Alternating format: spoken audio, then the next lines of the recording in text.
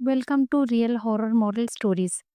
ये कहानी ज़ैनब नामी एक लड़की की है जो हिंदुस्तान के एक रियासत कर्नाटका के एक गांव में रहती थी। ये कहानी उन्हीं के एक रिश्तेदार मुमताज़ बेगम की बताई हुई है। कुछ अरसे पहले की बात है कि ज़ैनब ने माँ बाप, बहन भाइयों और फूफी के साथ रहती थी। ज़ैनब बहुत ही खूबसूरत और हसीन थी। वो रोज़ाना मदरसे को जाया करती थी। मदरसा घर से कुछ ही दूरी पर था। उस जमाने में ज्यादा आबादी और चहल पहल भी ना हुआ करती थी। मदरसे को जाने के रास्ते में कुछ पेड़ और कुछ झाड़ियां भी थी।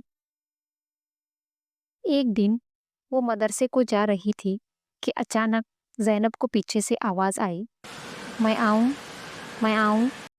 जब ज़ैनब मदरसे को जाती तो उसको उन झाड़ियों में से आवाजें सुनाई देने लगी, जैसे कि कोई पूछ रहा हो, मैं आऊं, मैं आऊं।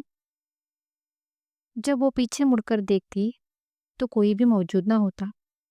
उसको लगता कि कोई झाड़ियों में छुपकर उसके साथ शरारत कर रहा है। इसी तरह से वक्त गुजरता गया और आवाज़ों का सिलसिला भी जारी रहा। फिर ज़ैनब परेशान सी रहने लगी, हर वक्त चुप सी रहने लगी। जब घर वालों ने देखा कि ज़ैनब गुमसुम सी रहने लगी है, तो उन्होंने ज़ैनब से पूछा कि ज़ैनब बेटे, क्या बात है, तुम इतनी गुमसुम क्यों रहने लगी हो? तो फिर ज़ैनब ने सारा किस्सा सुना दिया। तो ये सारा किस्सा सुनकर घर वालों ने कहा कि अब की बार अगर आवाज़ आए तो कह देना कि आ जाओ। तो दूसरे दिन ज़ैनब उसी रास्ते से मदरसे को गुजर रही थी कि फिर से वही आवाज़ आई, मैं आऊँ, मैं आऊँ। तो ज़ैनब ने कहा, आ जाओ। बस जैसे ही ज़ैनब ने कहा आ जाओ, झाड़ियों में से एक बड़ा सा अजदा निकल कर आ गया और ज़ैनब को देखते ही देखते पैर से लेकर सर तक लपेट लिया। वहीं पर ज़ैनब की मौत हो गई।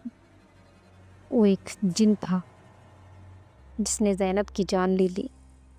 इस वाक़ये को गुजरे कई साल हो चुके हैं, लेकिन ये वाक़या हर एक की दिलो दिमाग पर आज भी जिंदा है।